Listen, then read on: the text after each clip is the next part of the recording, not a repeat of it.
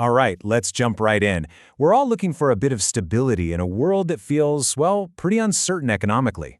So today, we're going to break down a really powerful idea, the 10 types of businesses that are practically built to withstand any crisis.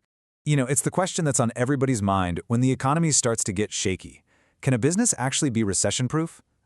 Is it really possible to build something that doesn't just scrape by during a downturn, but actually thrives in it? We're about to look at a framework that says the answer is a big, loud yes. Okay, so first things first, thriving in a crisis.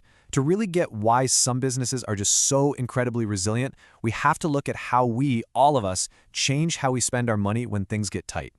Look, when money's tight, you know the first things to go. It's the luxuries, that new gadget, the fancy dinners out, the big vacation. But here's the key, and you really got to get this. People don't stop spending altogether. They can't.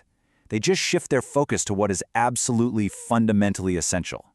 And that shift, it creates a ton of risk for some, but an incredible opportunity for others. And that shift in spending, well, it leads us directly to the core principle behind every single crisis-proof business out there, focusing on basic needs. It sounds simple, I know, but the implications are massive. So what exactly is a basic need business? It's not about inventing the next flashy gadget. No, it's about providing something that is completely non-negotiable. These aren't the wants that we can just trim from the budget. These are the absolute needs that form the bedrock of our daily lives. And here's the great divide, right? You see it right here. Luxury items, our wants, they are the very first thing we sacrifice when times get tough. But basic needs, things like toilet paper, food, water, they are the absolute last things to be cut from any family's budget. They're like a financial shield that protects you against economic storms. All right, enough with the theory, let's get practical. Let's talk about the actual unshakable business ideas that are built on this solid foundation of human need. First up, essential health and hygiene. And this is way more than just soap and toilet paper. Think about it. Affordable baby care products, basic over-the-counter medicines, even funeral services.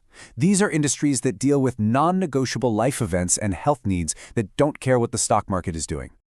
Next, let's talk core consumables and essential services. This covers the obvious stuff, right? Like basic food staples and clean water. But it also includes things like discount retail stores, which totally boom when budgets get tighter. Or think about auto repair. People start fixing their cars instead of buying new ones. You've also got the so-called vice industries like alcohol, which historically always see steady demand. And finally, essential home repair. When a pipe bursts, you call a plumber. Period. But look, an idea is one thing, right? Making it happen is something else entirely. So how do you actually start? The key is to follow a path of smart, manageable growth. We're talking about scaling from just a single machine all the way up to a full factory. The mindset here is absolutely crucial. The goal isn't just to survive a crisis. It's to build an operation that actually thrives inside of it. It's about creating a model so stable that a downturn actually becomes a time of growth, a time to really lock in your place in the market. And the blueprint for this? It's surprisingly simple. You start small, just one manual machine, serving your local community.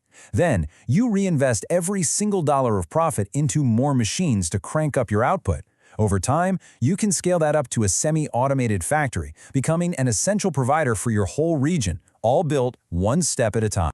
So let's bring this all home. What's the ultimate takeaway from this whole approach? Really, it's about building your own personal form of security. This is the bottom line, right here.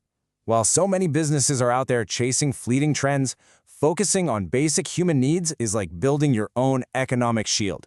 You're insulating yourself from the crazy whims of the market by serving its most predictable demands. And that, my friends, is the ultimate form of financial security.